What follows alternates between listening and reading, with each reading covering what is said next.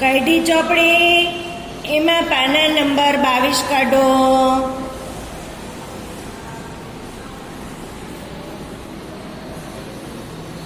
ખોલ્યું ને પાના નંબર 22?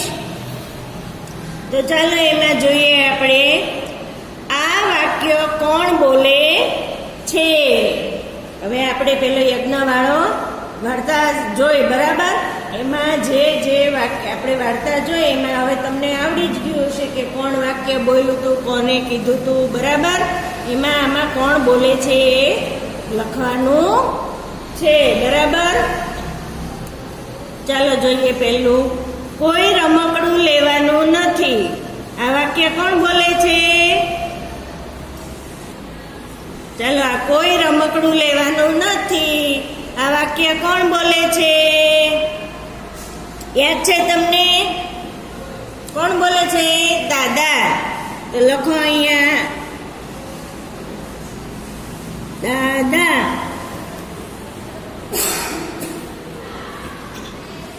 લખો. આગળ, હું તને તારા દાદા શોધી આપીશ. આ વાક્ય કોણ બોલે છે? Police uncle. કોણ બોલે છે? Police uncle. લખો અહીંયા પોલીસ અંકલ.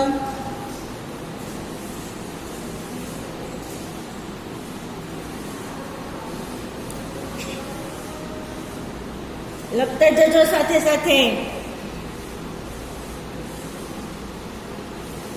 પછી આગળનું છે, મારે ચકડોળમાં બેસવું છે. આ વાક્ય કોણ બોલે છે? યજ્ઞ. કોણ? યજ્ઞ.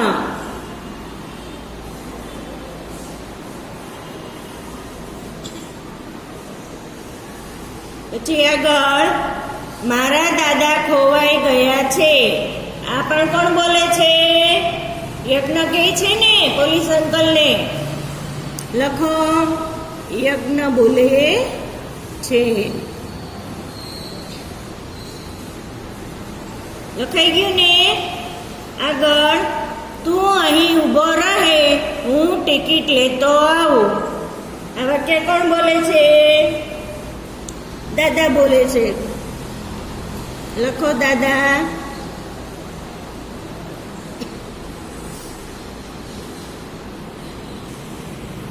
પછી આગળનું વાક્ય, તું ક્યાં રહે છે? આ કોણ બોલે છે?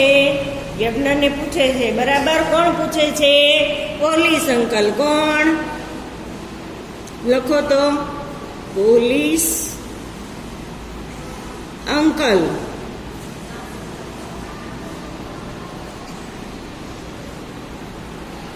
લખાઈ ગયો. પછી જુઓ, સૂચના વાંચું છું. જે વાક્ય ગમતું હોય એ ફરીથી લખો. શું કહે છે? જે વાક્ય તમને ગમતું હોય એ ફરીથી લખવાનું છે.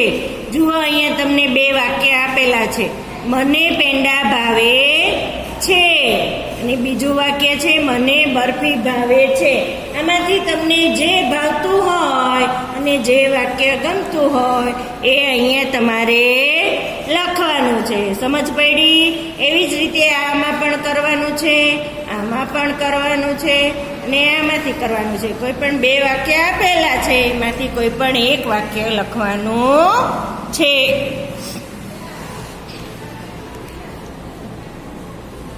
જુઓ, અહીંયા પણ એક વાક્ય આપેલું છે, એમાંથી પણ તમારે 2 માંથી એક વાક્ય પસંદ કરીને અહીંયા લખવાનું છે, બરાબર છે?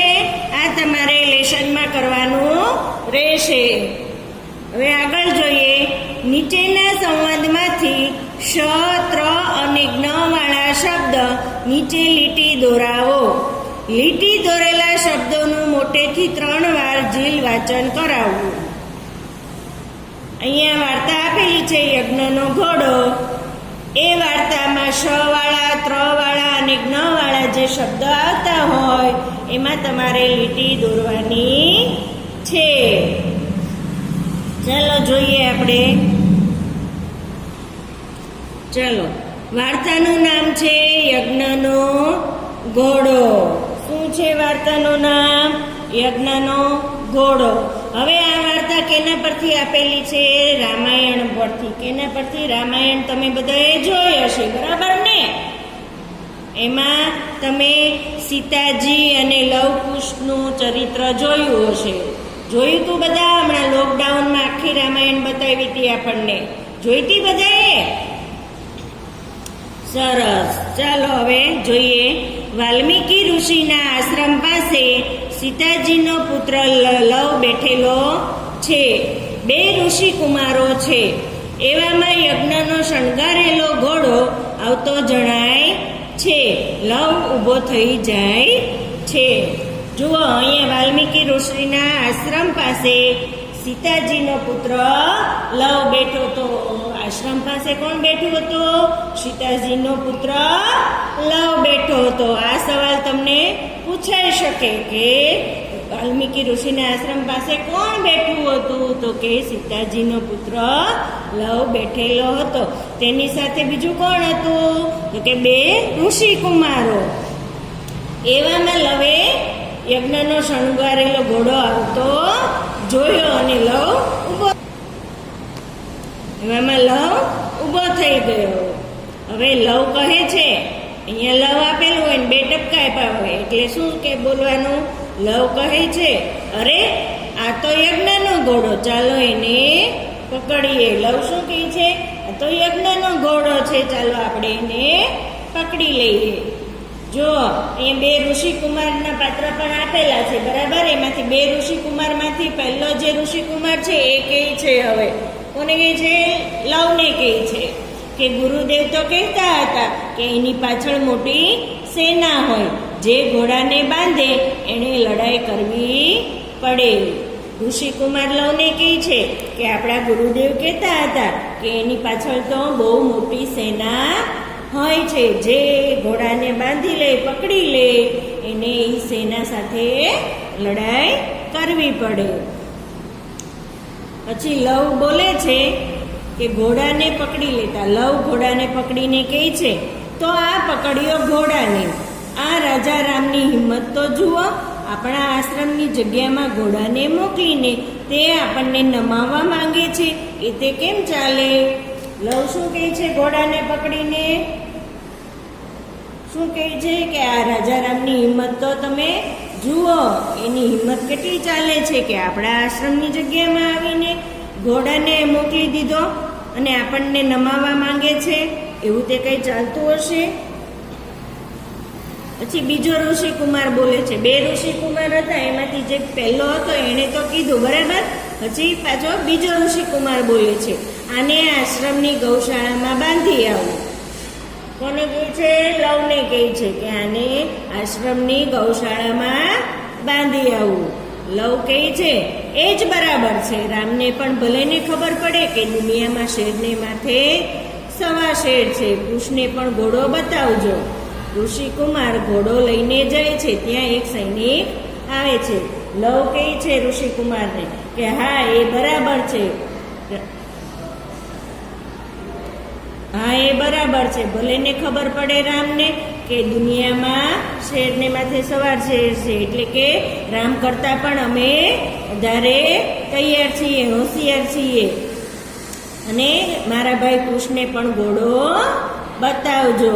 ઋષિકુમારો શું કરે છે? ઘોડાને લઈ જાય છે. ત્યાં એક સૈનિક આવે છે. સૈનિક બોલે છે, ઊભા રહો છોકરાઓ, ઘોડાને છોડી દો. આ તો રાજા રામચંદ્રજીનો ઘોડો છે, એને બાંધશો તો લડાઈ કરવી પડશે. સૈનિક શું કહે છે લવને ને ઋષિકુમારોને કે ઊભા રહ્યો છોકરાઓ, આ ઘોડાને છોડી દો. આ તો રાજા રામચંદ્રનો ઘોડો છે. જો તમે એને લઈ લેશો તો તમારે અમારા સૈનિકો સાથે લડાઈ કરવી પડશે. લવ ધનુષ સંભાળતા, તો અમે તૈયાર છીએ. લવ કહે છે કે એનું ધનુષ જે હોય, ધનુષ તમે જોયું ને, તીર કાંઠાવાળું, હા, તો એ ધનુષ હરખું કરીને કહે છે કે અમે તો લડાઈ કરવા માટે તૈયાર છીએ. કુશ પ્રવેશીને, હા હા અમે તૈયાર છીએ. એટલામાં કુશ પણ આવે છે અને કહે છે કે અમે પણ તૈયાર છીએ. લવ કહે, ભાઈ કુશ, હમણાં તું ખસી જા, આ એકલો છે, એની સાથે હું એકલો જ લડીશ. લવ એના ભાઈ કુશને શું કહે છે કે તું આગો ખસી જા, હું તો આ એકલો છે, એની સાથે હું એકલો જ લડીશ. બેવ લડે છે. લવ સૈનિકને જમીન પર પછાડે છે. સેનાના બીજા સૈનિકો આવે છે, એમને પણ લવ કુશ હરાવે છે. લવ જે ઓલો એક સૈનિક હતો એની સાથે લડે છે અને એને જમીન પર પછાડી દે છે. એમ કરતા કરતા બીજા સૈનિકો આવ્યા તો લવ અને કુશ બંને લડે છે અને સેનાને હરાવે છે. સુમંત કહે, અરે માત્ર 2 છોકરાઓએ આટલા બધા સૈનિકોને હરાવી દીધા. હવે ઘોડાની સાથે સૈનિકો અને સુમંત પણ હતા. એ સુમંત કહે છે કે અરે આ તો માત્ર 2 છોકરાઓએ આટલા બધા સૈનિકોને હરાવી દીધા. ચંદ્રકેતુ, અજબ છોકરાઓ લાગે છે. માં એક બીજું પાત્ર પણ આવ્યું, ચંદ્રકેતુ. તો એ શું કહે છે કે અજબ છોકરાઓ લાગે છે. ચાલો પેજ ફેરવો. પેજ પાના નંબર 24 પર જુઓ. સૂચના શું લખેલી છે? પહેલી અને બીજી લાઈનના ખાનાઓમાં દર્શાવ્યા મુજબ 3 પગલામાં મૂળાક્ષરનું લેખન કરાવો. ત્રીજી લાઈનમાં ટપકા જોડી મૂળાક્ષર ઘૂંટાવો અને છેલ્લી લાઈનમાં આખો મૂળાક્ષર લખાવો. જુઓ, અહીંયા તમને ટપકા જોડવાના કીધેલા છે પેલા, બરાબર? પેલા અધૂરો છે એ પૂરો કરવાનો છે.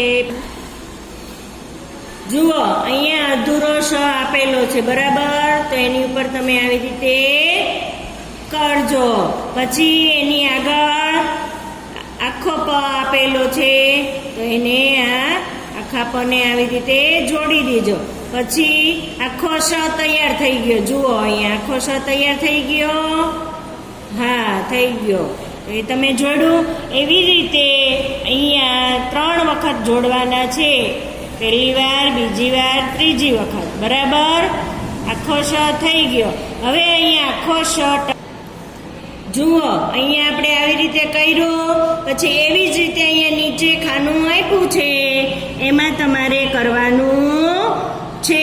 જુઓ, અહીંયા પેલા અડધો શ, પછી આખો પદ કરવાનો છે. પછી અહીંયા શ આખો પૂર્ણ કરી દેવાનો છે, બરાબર છે? એવી રીતે આખી લાઈનમાં કરવાનું છે. એટલે શ તમને 3 ચરણમાં થઈ જાય. અને પછી અહીંયા જુઓ, આખા શ આપણે જોડવાના છે, બરાબર છે? આવી રીતે જોડી દેવાના છે તમારે શને. અને પછી આ જ રીતે નીચે તમારે શ લખી દેવાના છે. એવી જ રીતે આ 3માં કરવાનું છે. એમાં પણ 3 ચરણમાં આપણને બતાવેલું છે. પછી અહીંયા નીચે એક લાઈનમાં લખવાનું છે આની જેવું. અને પછી અહીંયા આપણે ટપકા જોડી દેવાના છે અને છેલ્લી લાઈનમાં જાતે લખવાનું છે. એવી જ રીતે જ્ઞમાં પણ કરવાનું છે. ચાલો આગળ જોઈએ. હવે યજ્ઞનો ઘોડો સંવાદમાં તમે જે વાક્યમાં શબ્દ નીચે લીટી કરી હોય તેવા 4-5 વાક્ય અહીં લખો. તો ચાલો લખો, મારી સાથે લખવાનું છે તમારે. વાલ્મીકી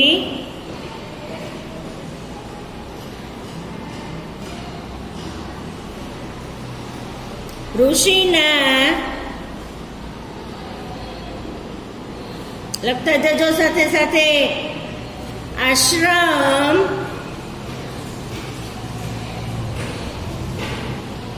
પાસે સીતાજીનો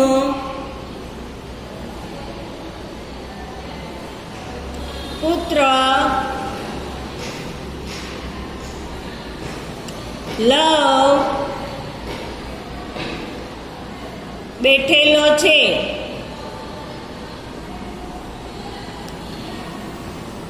લખાઈ ગયો? ફરીથી બોલું છું એકવાર.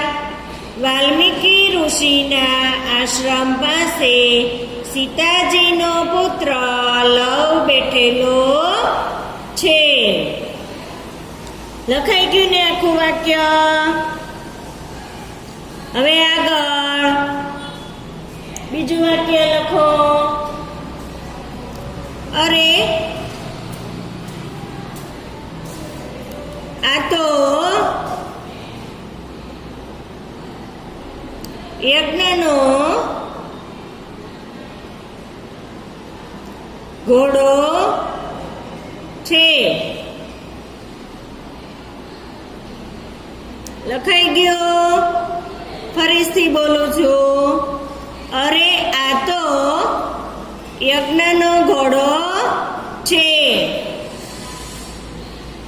લખાઈ ગયું ને?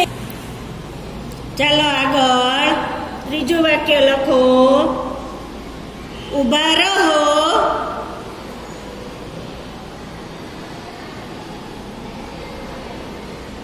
લખો. ઊભા રહો છોકરાઓ,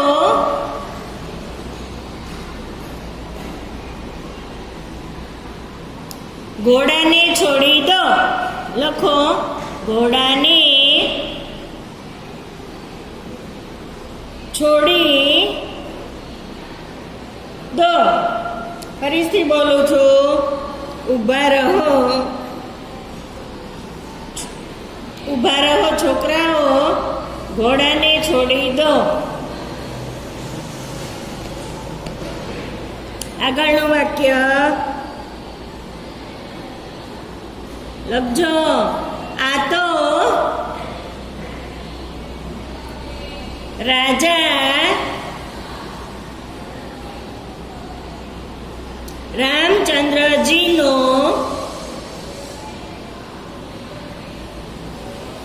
ઘોડો છે. ફરીથી બોલું છું. આ તો રાજા રામચંદ્રજીનો ઘોડો છે. આગળનું વાક્ય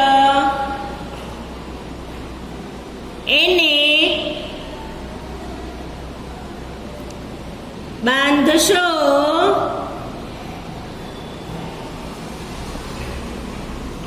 તો લડાઈ કરવી પડશે. ફરીથી બોલું છું.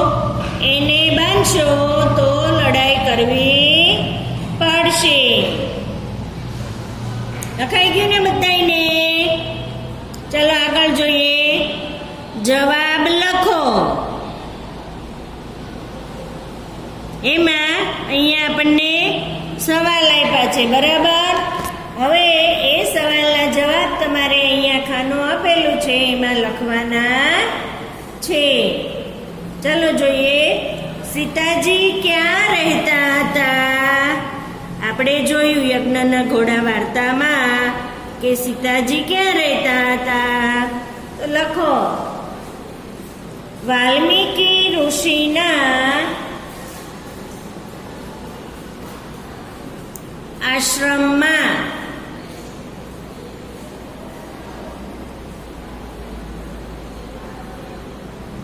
લખો. સાથે સાથે લખાઈ જવું જોઈએ. આગળનો સવાલ. સીતાજીના પુત્રના નામ લખો. શું હતું? તો તમને આવડતું જ હોય. આવડે ને? શું નામ હતા સીતાના પુત્રના? 2 પુત્ર હતા, બરાબર? 2 પુત્રના નામ શું હતા? લવ અને કુશ. તો લખો અહીંયા લવ કુશ.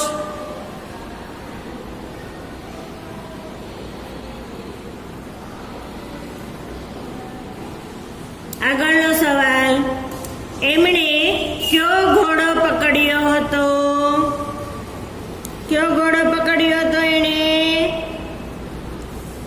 ક્યાંથી આવેલો હતો ઘોડો? યજ્ઞમાંથી. તો એણે કયો ઘોડો પકડ્યો હતો? યજ્ઞનો. લખો.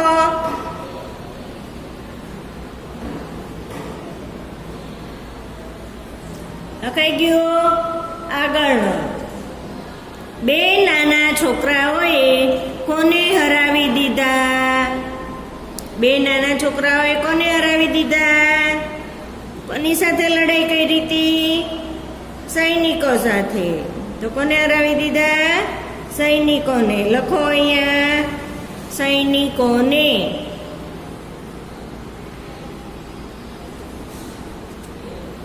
લખાઈ ગયો. આગળ પાનું ફેરવો.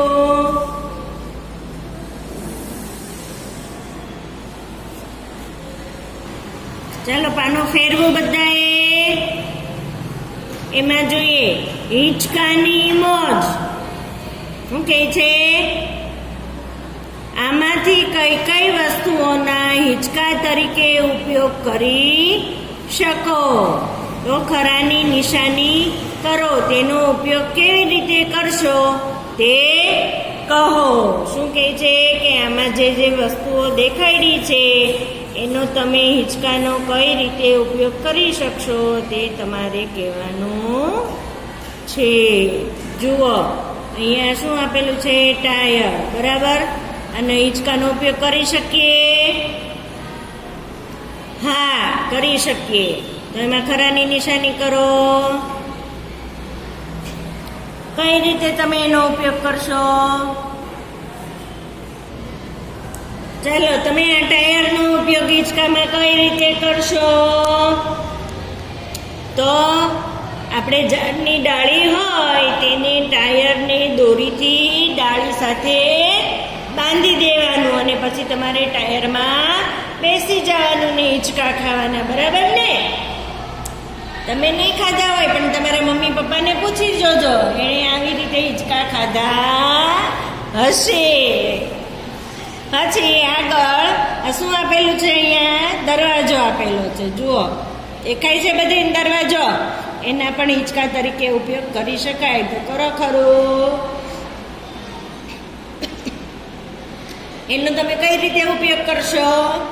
અહીંયા આપણે ખબર છે દરવાજો છે એની ઉપર આપણે ઊભા રહી જઈએ છીએ પકડીને, અને એક જણ આપણને આમથી આમ દરવાજો કરે એટલે.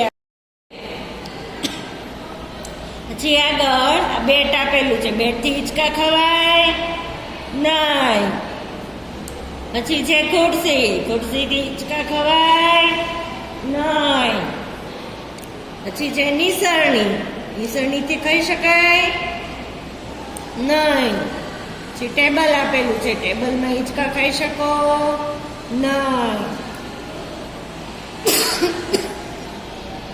પછી જો અહીંયા દોરી આપેલી છે બાંધેલી, એને તમે હિંચકા ખાઈ શકો? હા, ખાઈ શકીએ. તો કરો ખરું. કઈ રીતે? તો કે અહીંયા દોરીને પકડીને પછી તમે હિંચકા ખાઈ શકો. પછી અહીંયા ઝાડની ડાળી આપી છે.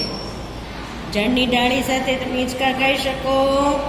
હા, એને પણ તમે ડાળી પકડીને કાં કોઈ પણ વસ્તુ દોરી કે એવું બાંધીને એનો હિંચકો બનાવીને જ પણ તમે હિંચકા ખાઈ શકો છો.